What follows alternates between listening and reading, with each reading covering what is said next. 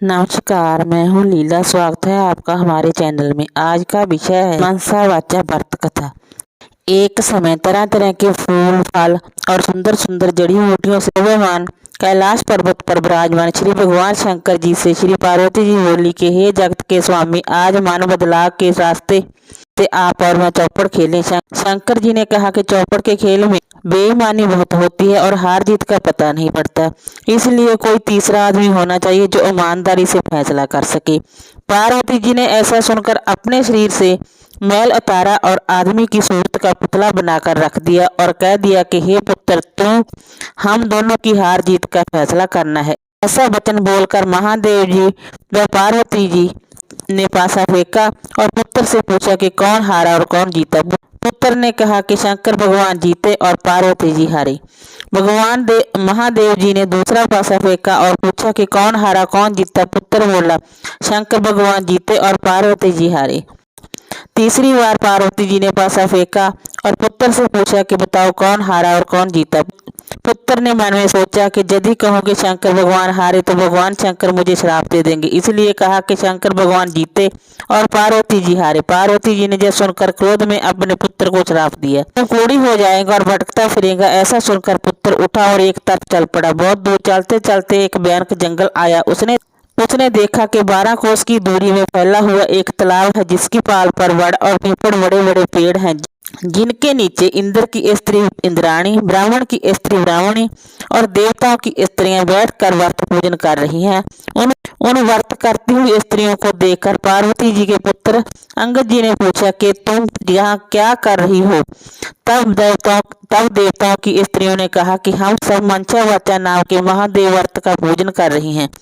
अंगद जी ने पूछा कि इसका क्या फल होता है। तब देवताओं की स्त्रियों ने कहा कि इस व्रत करने से मन की सब इच्छाएं पूर्ण होती है। अंगद जी ने कहा कि इस व्रत को मैं भी करूंगा। विचार कर उन्होंने किसी से चावल, किसी से सुपारी और पूजा का सामान लेकर व्रत शुरू कर दिया।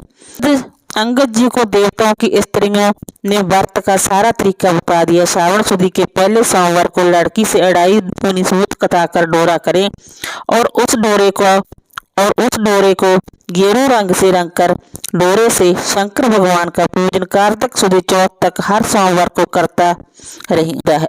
कार्तिक सुदी चौथ के दिन इसका उजून करें। तब 1.25 सेर घी, 1.25 सेर गुड़, 1.25 सेर आटे का चूरमा बनाकर उसके 4 हिस्से बना ले। एक हिस्सा ब्राह्मण, एक हिस्सा साधु को, एक हिस्सा गाय को देवे और एक हिस्सा सबको बांट देवे। सबको बराबर देवे, किसी को कम ज्यादा न देवे। इस बताए हुए नियम से अंगद जी को व्रत करते हुए 4 साल हो गए। एक दिन अंगद जी को याद कर पार्वती जी ने महादेव जी से कहा कि पुत्र को गए हुए बहुत दिन हो गए हैं, कोई समाचार भी नहीं आया।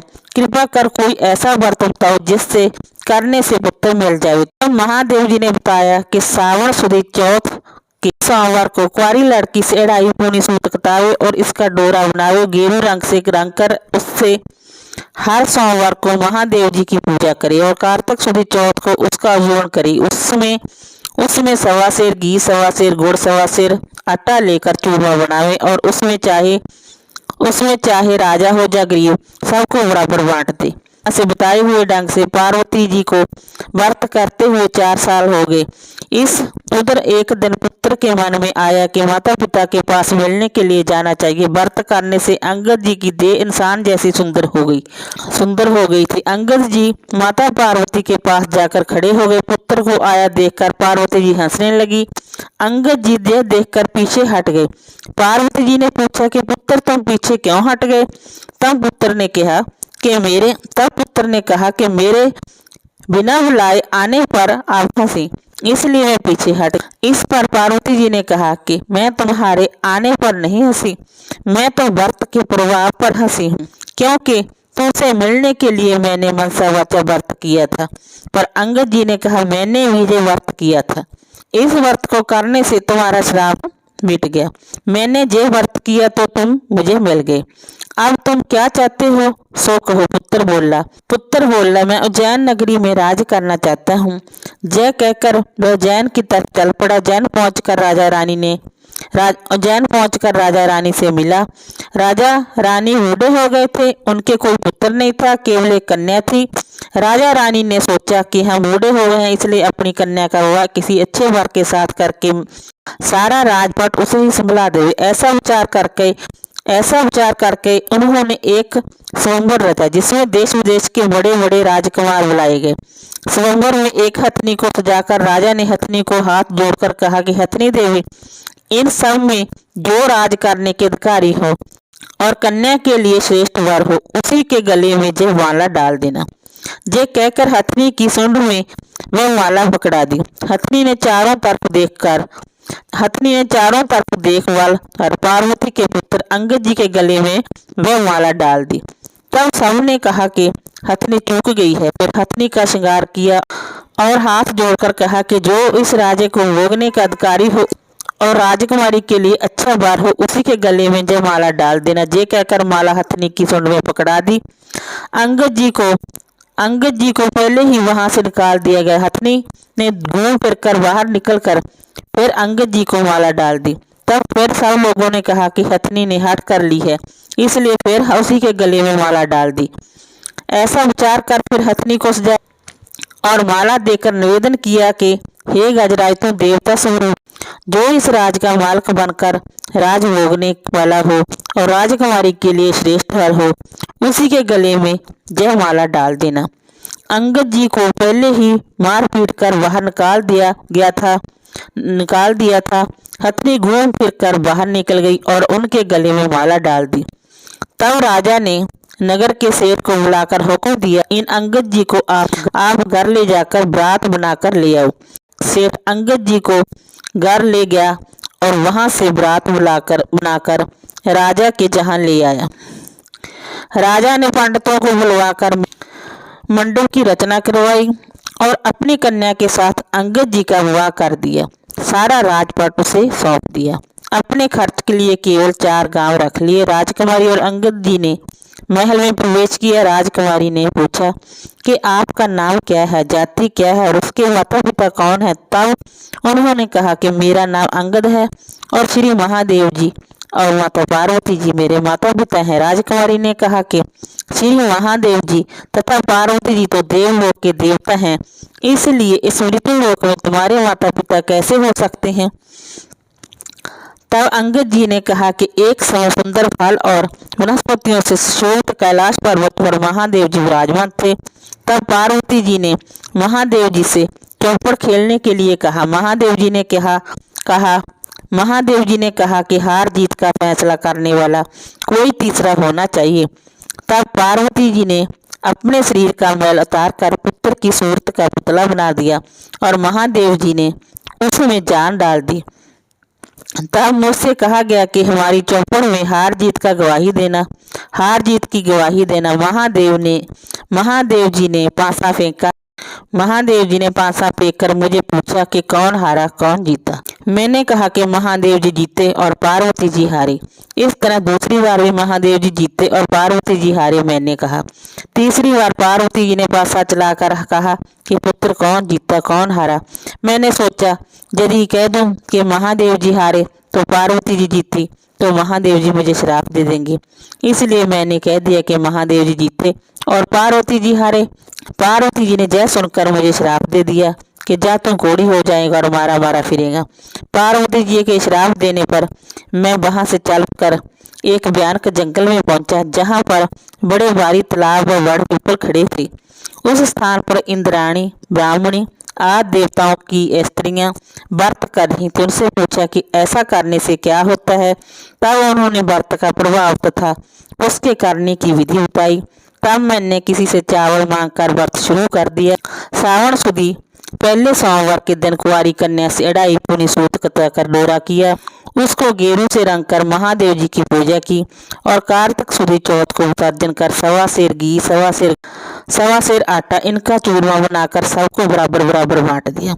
इस प्रकार जय व्रत पूरा हुआ। उधर पार्वती जी ने भी महादेव जी से पूछा कि हमारा पुत्र अंगद का कोई कुछ पता नहीं, वह बहुत समय से आया नहीं। तब महादेव जी ने कहा कि वह जीवित है, मैं बताता हूँ उस प्रकार व्रत करो, मैं बताता हूँ इस प्रकार व्रत करो जिससे तुम्हारा पुत्र आ जाएगा।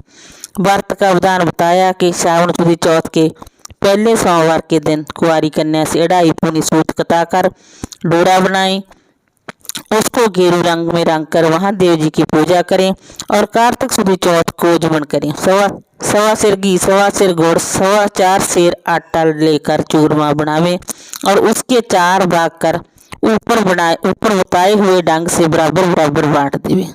इस प्रकार बताए हुए ढंग से पार्वती जी ने व्रत किया। इधर मैं जाकर पार्वती जी के पास खड़ा हो गया। पार्वती जी मुझे देखते ही हंस पड़ी। मैं पार्वती जी को हंसता देखकर पीछे हट गया। तब पार्वती जी ने कहा कि पीछे क्यों हट गया? मैंने कहा कि तुम मेरे बिना बुलाए आने पर हंसी हैं, तो इसीलिए मैं पीछे हट गया। पार्वती जी ने कहा कि मैं तो इसलिए हंसी हूँ कि मैंने मनसा वाचा व्रत किया और उसके प्रभाव से तुम मेरे पुत्र मुझे मिल गए। मैंने कहा कि मैंने विजय व्रत किया। तब माता पार्वती जी ने कहा तुम्हारे मन में क्या है सो कहो। मैंने कहा उज्जैन नगरी की राजकुमारी, उज्जैन का राजा मुझे मिल जाए। तब पार्वती जी ने कहा कि तुम्हारे मन की इच्छा अवश्य पूर्ण होगी। अब उज्जैन नगरी का राजा भी मिल गया। अंगद जी ने अपनी विवाहित राजकुमारी से पूछा कि तुम्हारे मन में क्या है सो।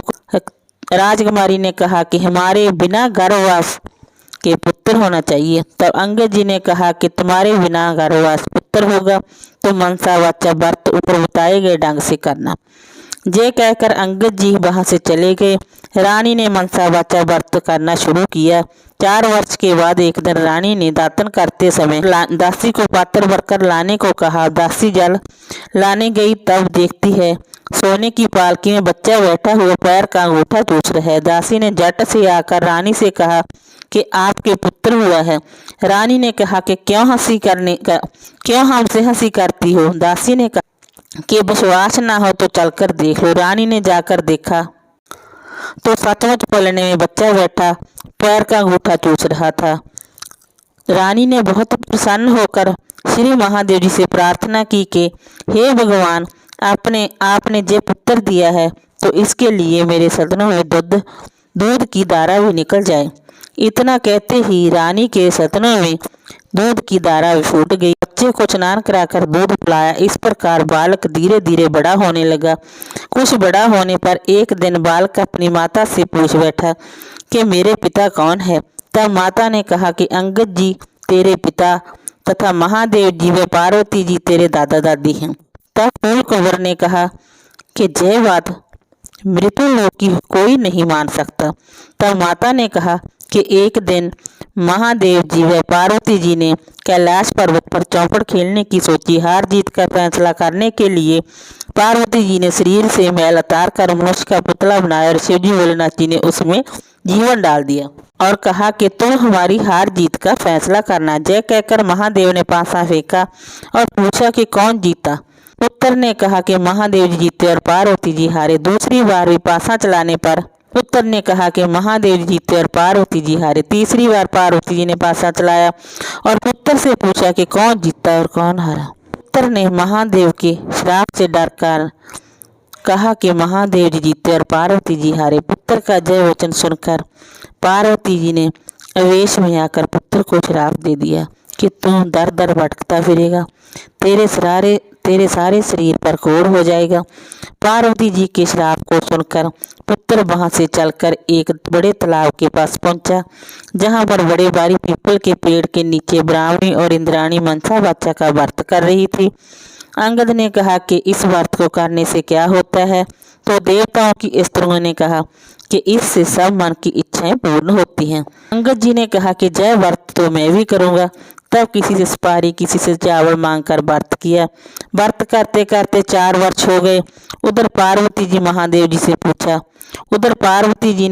जी से पूछा कि पुत्र नहीं आया, सो ऐसा उपाय बताओ जिससे मेरा पुत्र आ जाए। महादेव जी ने कहा कि श्रावण सुदी चौथ को जब पहला सोमवार आवे तब कुंवारी कन्या से अढ़ाई पूनी सूत कताकर महादेव जी का पूजन करें। 1.25 सेर गुड़, 1.25 सेर घी, 1.25 सेर आटा का चूरमा बनाकर 4 भाग कर एक साधु, एक ब्राह्मण, एक गाय को देना और चौथे भाग में से आधा बांट दे और आधा खुद खावे। ऐसा 4 वर्ष तक करें। 4 वर्ष व्रत करने पर पुत्र आकर खड़ा हो गया और पार्वती जी हंसने लगी। तब अंगद जी पीछे हट गए। पार्वती जी ने अंगद जी से पूछा कि तुम पीछे क्यों हट गए? तब अंगद जी ने कहा कि तुम हंसी इसलिए मैं पीछे हट गया। तब पार्वती जी ने कहा कि मैं तो व्रत के प्रभाव से हंसी। पुत्र ने पूछा कि तुमने कौन सा व्रत किया था? पार्वती जी ने कहा मैंने मनसा वाचा व्रत किया था। तब पुत्र ने कहा मैंने भी मनसा वाचा का व्रत तब पुत्र ने कहा कि मैंने भी मनसा वाचा व्रत किया है। पार्वती जी ने कहा कि इस व्रत के प्रभाव से तुम्हारा भी श्राप मिट गया। अब तुम्हारे मन में क्या है सो कहो। पुत्र ने कहा कि मैं उज्जैन का राजा चाहता हूँ। तब माता बोली तुम्हें उज्जैन का राज मिल जाएगा। तेरे पिता के बताने से मैंने इस मनसा वाचा व्रत को किया है तो तुम बिना गर्भधारण के उत्पन्न हुए। इस तरह से अंगद तुम्हारे पिता और महादेव तुम्हारे दादा हैं। माता ने कहा कि पुत्र तुम्हारी क्या इच्छा है सो कहो। पुत्र ने कहा कि हमारे यहाँ इंद्रलोक से एक विमान आवे जिसमें एक कन्या हो। माता ने कहा जा तेरी इच्छा पूर्ण होगी। तब पुत्र ने भी ये व्रत करना शुरू कर दिया और 4 वर्ष व्रत करने पर एक दिन सुबह पुत्र ने देखा कि आकाश से एक विमान आया। विमान उतरने पर राजा ने विमान के पास पहुंचकर और उसका पर्दा हटाकर देखा तो उसमें एक 12 वर्ष की कन्या बैठी हुई थी। तब राजा ने ब्राह्मणों को बुलाकर साजबाज और ठाठ बाट के साथ उस कन्या से विवाह कर लिया। एक दिन राजा शिकार खेलने गया, वहां शिकार नहीं मिला और रास्ता भटकने के कारण एक बाग में राजा ने डेरा डाल लिया। राजा भूखा प्यासा व्याकुल हो रहा था। इतने में ही एक ब्राह्मण आ गया और उसने अपना पतरा देखकर बताया कि आज कार्तिक सुदी चौथ का उज्जवल है। तब राजा ने कहा कि ब्राह्मण देवता मुझसे भूल हो गई है सो चौथ का पूजन करवाए। पूजन करे राजा ने नगर में खबर भेजी कि राजमहल से 1.25 सेर घी, 1.25 सेर गुड़, 1.25 सेर आटा का चूरमा बनाकर भेजा जाए। रानी ने सोचा कि फौज साथ में होने से इतने चूरमे से क्या होगा, इसलिए एक गाड़ी भिजवा दी। राजा ने सोचा कि मेरे लिए यह काफ़ी है लेकिन फौज के लिए तो थोड़ा होगा। इतने में महादेव जी ने गुस्से से भरकर राजा को सपने में कहा कि तुम अपनी रानी को घर से निकालो नहीं तो तुम्हारा राजपाट नष्ट कर दूंगा। तब राजा ने खुद महल में जाकर रानी को डांट डपट कर राजे से निकाल दिया। रानी महल से जाने लगी। रास्ते में राजदीवान मिले। उन्होंने रानी से पूछा कि रानी जी कहाँ जा रहे हो? तब रानी ने सब हाल कहा। दीवान ने कहा कि राजा साहब का गुस्सा कम होने पर हम उन्हें समझा देंगे, अब मेरे घर चलो। इस प्रकार कहकर वह रानी को अपने घर ले गया। घर पहुंचते ही दीवान अंधा हो गया। तब दीवान ने रानी से हाथ जोड़कर कहा कि आप जहां से चली जाओ। रानी वहां से चली। तब रास्ते में उसे नगर का सेठ मिला। उसने रानी से पूछा कहाँ जा रही हो? रानी ने कहा कि राजा ने गुस्से में आकर मुझे देश निकाला दे दिया है। तब सेठ ने कहा कि राजा को 1-2 दिन समझा देंगे, अब मेरी हवेली चलो।